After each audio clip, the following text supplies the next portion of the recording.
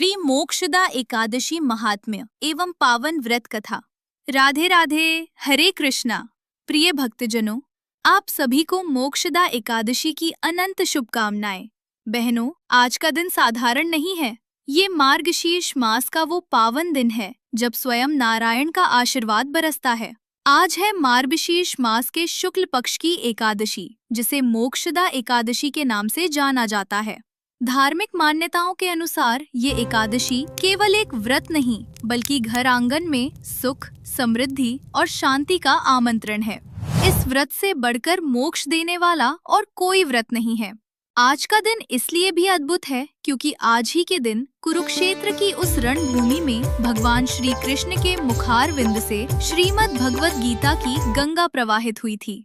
इसी दिन गीता जयंती भी मनाई जाती है। अतः इस एकादशी का महत्व कई गुना और भी बढ़ जाता है। ऐसा माना जाता है कि इस दिन से गीता पाठ का अनुष्ठान प्रारंभ करें तथा प्रतिदिन थोड़ी देर गीता अवश्य पढ़ना चाहिए।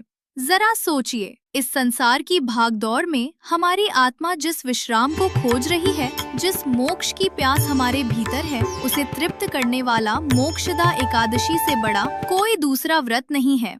माताओं बहनों, समय का चक्र निरंतर चलता रहता है, लेकिन हिंदू पंचांग में कुछ ऐसे पल आते हैं जब पृथ्वी और वैकुंठ की दूरी मिट जाती है। ऐसा ही पावन समय है मार्गशीर्ष मास की मोक्षदा एकादशी। भगवान श्री कृष्ण ने श्रीमद् भगवत गीता में स्वयं अपने श्रीमुख से कहा है, मासानाम मार्गशीर्षोहम, महीनों में मैं मार्गशीर्ष हूँ। जिस प्रकार नक्षत्रों में चंद्रमा और जलाशयों में समुद्र श्रेष्ठ है, उसी प्रकार मासों में मार्गशीर्ष का महीना स्वयं नारायण का स्वरूप है। ये वो समय है जब प्रकृति में हल्की शीतलता होती है, मानो वो भी अपनी चंचलता त्याग कर शांत हो रही हो, ताकि साधक का मन हरि के चरणों में स्थिर हो सके। ये महीना केवल तप का नहीं, बल्कि भक्ति और समर्पण का है। सतयुग में देवों ने इसी मास को वर्ष का प्रारंभ माना था। इसी पावन मास के शुक्ल पक्ष की एकादशी को मोक्षदा एकादशी कहा जाता है। जैसा कि नाम से स्पष्ट है, मोक्षदा अर्थात मोक्ष देने वाली। संसार के बंधनों में जकड़े हुए जीव जो मोह, माया, लोभ और अहंकार की जंजीरों में तड़प रहे हैं, उनके लिए ये तिथि एक चाबी के समान है जो मुक्ति का द्वार खोलती है। और सबसे अद्भुत संयोग ये है कि इसी दिन कुरुक्षेत्र के धर्म युद्ध में भगवान श्री कृष्ण ने अर्जुन के मोह को नष्ट कर उन्हें गीता का ज्ञान दिया था। इसलिए ये गीता जयंती भी है। एक ओर मोक्षदा एकादशी पितरों को तृप्त करती है, तो दूसरी ओर श्रीमद् भगवत गीता जीवित मनुष्यों के अज्ञान को मिटाती है। आज के दिन जो भी प्राणी तुलसी दल और गंगा जल लेकर श्री हरि के दामोदर स्वरूप की पूजा करता है, उसके पूर्वज चाहे जिस भी योनि में हों, वे तृप्त होकर बैकुंठ की ओर प्रस्थान करते हैं। तो चलिए भक्तजनों, श्री हरि विष्णु और माता लक्ष्मी के चरण कमलों का ध्यान करते हुए सुनते हैं मोक्षदा एकादशी व्रत की पावन कथा। प्रेम से बोलिए श्री राधा कृष्ण की जय। द्वापर युग का समय था। इंद्रप्रस्थ की सभा अपनी दिव्यता के साथ सुशोभित थी। धर्मराज युधिष्ठिर, जो स्वयं धर्म के अवतार माने जाते हैं, अपने सिंहासन पर बैठे थे, किंतु उनकी दृष्टि सामने बैठे त्रिलोकीनाथ भगवान श्री कृष्ण पर टिकी थी। युधिष्ठिर का हृदय सदैव जन कल्याण की भावना से भरा रहता था। उन्होंने हाथ जोड़कर अत्यंत विनम्र स्वर में, आंखों में करुणा भरकर प्रभु से प्रश्न किया, हे कमल नयन, हे मधुसूदन, आप तीनों लोकों के स्वामी हैं, सुखों के सागर हैं और दुखों का नाश करने वाले हैं। मैं आपको बारंबार नमन करता हूँ। हे प्रभु, मेरे मन में एक जिज्ञासा है जो मुझे व्याकुल कर रही है। संसार में प्राणी अपने पाप कर्मों के कारण अनेक कष्ट भोगते हैं। मृत्यु के पश्चात भी उनकी सद्गति नहीं होती। कृपया मुझे मार्ग दिखाएं। मार्गशीर्ष मास के शुक्ल पक्ष में जो एकादशी आती है, उसका नाम क्या है? उस दिन किस देवता का पूजन करना चाहिए? हे गोविंद, संसार के कल्याण के लिए इस रहस्य को प्रकट करें। भक्तवत्सल भगवान कृष्ण मंद मंद मुस्कुराए। उनकी मुस्कान में ब्रह्मांड का सारा सुख समाया हुआ था। उन्होंने कहा, हे धर्मराज, तुम्हारा प्रश्न अत्यंत उत्तम है। तुम केवल अपने लिए नहीं, बल्कि समस्त मानव जाति और भटकती हुई आत्माओं के कल्याण के लिए ये प्रश्न पूछ रहे हो। सुनो, मार्गशीर्ष शुक्ल पक्ष की एकादशी का नाम मोक्षदा एकादशी है। ये पापों का नाश करने वाली और पितरों को नरक से मुक्ति दिलाने वाली है। इस दिन भगवान दामोदर की धूप, दीप, नैवेद्य और तुलसी मंजरी से पूजा करनी चाहिए। अब मैं तुम्हें इस व्रत की एक पुरानी कथा सुनाता हूँ, जिसे सुनने मात्र से वाजपेय यज्ञ का फल मिलता है। इसे ध्यान से सुनो, क्योंकि श्रद्धाहीन कथा श्रवण का फल नहीं मिलता। हे धर्मराज, प्राचीन काल में चंपक नगर में एक महान राजा राज्य करते थे, जिनका नाम था वैखानस। राजा वैखानस केवल एक शासक नहीं थे, वे अपनी प्रजा के लिए पिता समान थे। उनके राज्य में चारों वेदों के ज्ञाता ब्राह्मण रहते थे। यज्ञों का धुआं आकाश को पवित्र करता रहता था। न कोई भूखा सोता था, न कोई दुखी था। राजा वैखानस का यश 10 दिशाओं में फैला हुआ था। किंतु विधि का विधान बड़ा विचित्र होता है। सुख के सागर में भी कभी कभी दुख की लहर आ ही जाती है। एक रात्रि जब राजा अपने मखमली शैया पर विश्राम कर रहे थे, उन्हें एक अत्यंत भयानक स्वप्न दिखाई दिया। स्वप्न में उन्होंने देखा कि चारों ओर घोर अंधकार है। उस अंधकार में लोह जैसे गर्म हवाएं चल रही हैं। वहां न जल है न छाया। उस भयानक नरक लोक में, जहां यमदूत पापियों को दंड दे रहे थे, राजा ने एक परिचित चेहरा देखा। वह चेहरा विकृत था, प्यास से होंठ सूखे हुए थे, शरीर पर घाव थे और आंखों में दीनता थी। वह कोई और नहीं, राजा वैखानस के स्वर्गीय पिता थे। अपने पुत्र को देखते ही पिता चिल्ला उठे, हे पुत्र, हे वैखानस, मैं अपने पूर्व जन्म के पापों के कारण इस घोर नरक में तड़प रहा हूँ। यहाँ की पीड़ा असहनीय है। मुझे जल की एक बूंद नसीब नहीं है। हे मेरे पुत्र, तू मेरा अंश है। क्या तू मुझे इस नरक की आग से नहीं बचाएगा? पुत्र वही है जो पिता का उद्धार करे। मुझे बचाओ, मुझे बचाओ। राजा की नींद टूट गई। उनका पूरा शरीर पसीने से लथपथ था। हृदय जोर जोर से धड़क रहा था। राजमहल के सुख, सुगंधित इत्र और शीतल हवा सब उन्हें विष के समान लगने लगे। जिसे अपने पिता की चीखें सुनाई दे रही हों, उसे राजपाट का सुख कैसे मिल सकता है? राजा सारी रात अपनी शैया पर करवटें बदलते रहे। भोर होते ही सूर्य की पहली किरण के साथ वे राजसभा की ओर दौड़े नहीं, बल्कि भारी कदमों से चले। उनका चेहरा उतरा हुआ था, जैसे सूर्य ग्रहण से ग्रसित हो गया हो।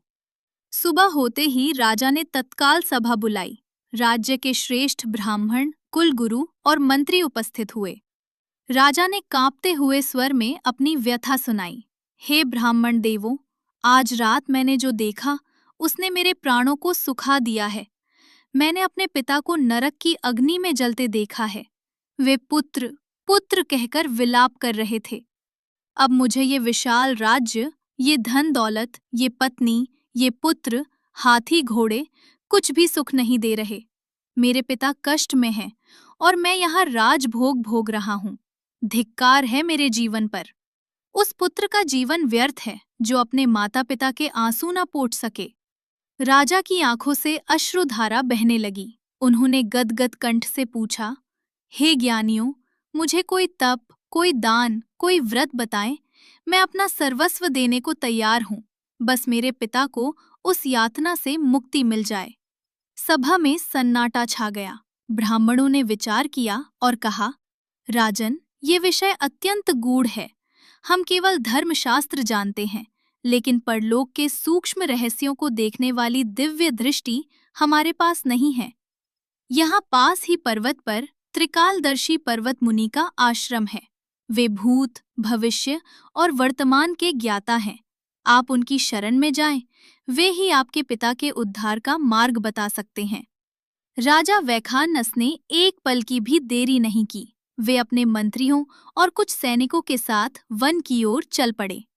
वन का वातावरण शांत था। पक्षी चहक रहे थे, लेकिन राजा के मन में कोलाहल था। पर्वत मुनि का आश्रम एक तपोभूमि थी। वहां शेर और गाय एक ही घाट पर पानी पीते थे। वहां वेद मंत्रों की ध्वनि गूंज रही थी। राजा ने देखा कि पर्वत मुनि समाधि में लीन बैठे हैं। उनका तेज सूर्य के समान था। राजा ने साष्टांग दंडवत प्रणाम किया। मुनि ने नेत्र खोले और राजा का स्वागत किया। हे राजन, तुम्हारे राज्य में सब कुशल तो है, प्रजा सुखी है? राजा की आंखों में आंसू आ गए। उन्होंने कहा, भगवन, आपकी कृपा से राज्य में तो सब ठीक है, लेकिन मेरे अंतःकरण में आग लगी है। और राजा ने अपना स्वप्न और पिता की दशा का वर्णन कर दिया। पर्वत मुनि ने राजा की बात सुनी और नेत्र बंद कर लिए वे गहरे ध्यान में चले गए। वे योग बल से राजा के पिता के पिछले जन्मों को देखने लगे। कुछ क्षणों बाद जब मुनि ने आंखें खोलीं तो उनकी दृष्टि गंभीर थी।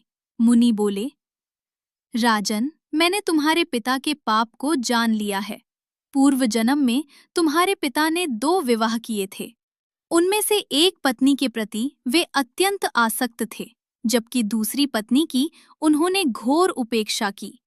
जब दूसरी पत्नी ने धर्मपूर्वक ऋतुदान अर्थ संतान प्राप्ति का अधिकार मांगा तो उन्होंने कामासक्ति के कारण उसे मना कर दिया। पत्नी के अधिकारों का हनन करना और गृहस्थ धर्म का पालन न करना, यही वो पाप है जिसके कारण वे नरक भोग रहे हैं। राजा ये सुनकर कांप उठे। उन्होंने पूछा, मुनिवर, पाप तो हो गया, परंतु अब प्रायश्चित क्या है? कृपा करके मुक्ति का उपाय बताएं। राजन, चिंता मत करो, भगवान विष्णु की कृपा अपार है। अब मार्गशीर्ष मास के शुक्ल पक्ष की मोक्षदा एकादशी आने वाली है। तुम उस दिन पूर्ण नियम और संयम के साथ उपवास रखना। भगवान दामोदर का पूजन करना और उस व्रत से प्राप्त होने वाले समस्त पुण्य को संकल्प करके अपने पिता को अर्पित कर देना। तुम्हारे व्रत के प्रभाव से उनकी बेड़ियां कट जाएंगी। राजा मुनि के चरणों में गिर पड़े। उन्हें आशा की किरण मिल गई थी। वे महल लौटे और एकादशी की प्रतीक्षा करने लगे। जब वो पवित्र तिथि आई तो राजा वैखानस ने अपनी पत्नी और पुत्रों सहित विधि विधान से व्रत रखा। रात्रि में जागरण किया, भगवान के कीर्तन गाए। अगले दिन द्वादशी को राजा ने हाथ में जल लिया और आकाश की ओर देख आंसुओं और श्रद्धा के साथ संकल्प किया, हे श्रीहरि, हे दामोदर, मैंने जो ये मोक्षदा एकादशी का व्रत पूरी निष्ठा से किया है, इसका सारा पुण्य मैं अपने पिता को अर्पित करता हूँ। इस पुण्य के बल पर उन्हें नरक से मुक्ति मिले। जैसे ही राजा ने वह जल पृथ्वी पर छोड़ा, आकाश में दुंदुभी बजने लगी। देवताओं ने पुष्प वर्षा की। राजा और सभी प्रजा ने देखा कि आकाश मार्ग से एक दिव्य विमान नीचे उतरा। उस विमान में एक तेजस्वी देव पुरुष बैठे थे। वह कोई और नहीं, राजा के पिता थे। व्रत के पुण्य प्रभाव से उनका पापी शरीर छूट गया था और उन्होंने दिव्य शरीर धारण कर लिया था। उन्होंने ऊपर से ही राजा को आशीर्वाद दिया, हे पुत्र, तेरा कल्याण हो। तूने आज एक सच्चे पुत्र का धर्म निभाया है। तेरे कारण मैं इस घोर नरक से मुक्त होकर विष्णु लोक जा रहा हूँ। सदा सुखी रहो। देखते ही देखते विमान आकाश में विलीन हो गया। राजा का हृदय अपार शांति से भर गया। भगवान श्री कृष्ण ने कथा समाप्त करते हुए युधिष्ठिर से कहा, हे धर्मराज, देखा तुमने, जो पिता नरक की यातना भोग रहे। हमारे माता पिता ने हमारे लिए जीवन भर कष्ट सहे हैं। क्या हमारा कर्तव्य नहीं कि हम उनके लिए एक दिन का उपवास और हरि नाम संकीर्तन करें? मोक्षदा एकादशी हमें सिखाती है कि संतान का कर्तव्य केवल धन कमाना नहीं, बल्कि अपने पूर्वजों का आध्यात्मिक कल्याण करना भी संतान का धर्म है। कर्मों का फल सभी को भोगना ही पड़ता है, चाहे व्यक्ति राजा हो या रंक। लेकिन भगवान विष्णु की भक्ति में इतनी शक्ति है कि वह नर्क के द्वार भी तोड़ सकती है। अतः इस मोक्षदा एकादशी पर आप सभी गीता का पाठ करें, ओम नमो भगवते वासुदेवाय का जाप करें और अपने पूर्वजों की शांति के लिए प्रार्थना करें। हे लक्ष्मीपति, हे जगत के आधार, जिस प्रकार आपने राजा वैखानस के पिता को मोक्ष दिया, वैसे ही इस कथा को पढ़ने और सुनने वाले सभी भक्तों के कष्टों को दूर करना और उन्हें अंत में अपने चरणों में स्थान देना। प्रेम से बोलिए, वृंदावन बिहारी लाल की जय, श्रीमद् भगवत मैया की जय, श्री लक्ष्मी नारायण भगवान की जय। राधे राधे।